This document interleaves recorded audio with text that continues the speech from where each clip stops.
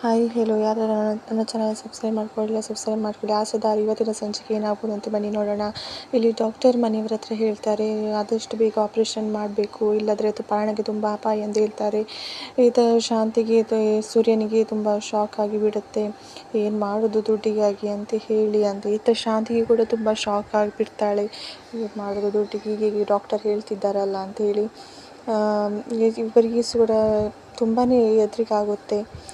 ಶಾಂತಿ ತನ್ನ ಮೈಯಲ್ಲಿರುವ ಕೈ ಬಳೆ ಎಲ್ಲ ಮನುಜನಿಗೆ ಕೊಡ್ತಾ ಇದನ್ನು ಮಾರಿ ಆದರೂ ದುಡ್ಡು ತಗೊಂಡು ಬಾ ಎಂದು ಹೇಳ್ತಾಳೆ.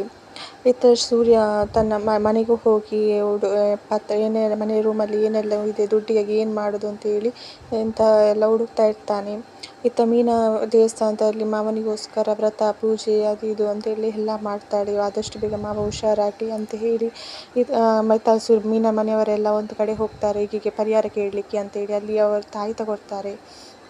ತಾಯ್ತ ತಂದು ತನ್ನ ಮಾವನಿಗೆ ಹಾಸ್ಪಿಟಲ್ಗೆ ಬಂದು ತನ್ನ ಮಾವನಿಗೆ ಕೈಗೆ ಕಟ್ತಾಳೆ ತಾಯ್ತ. ಶಾಂತಿ ತನ್ನ ಕುತ್ತಿಗೆಯಲ್ಲಿರುವ ತಾಳಿಯನ್ನು ಬಿಚ್ಚಿ ಮನೋಜನಿಗೆ ಕೊಡ್ತಾಳೆ. ಇದನ್ನು ಮಾರಿ ಆದರೂ ದುಡ್ಡು ತಗೊಂಡು ಬಾ ಅಂತೇಳಿ.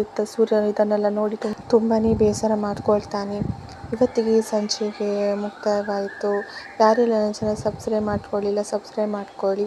ಧನ್ಯವಾದಗಳು.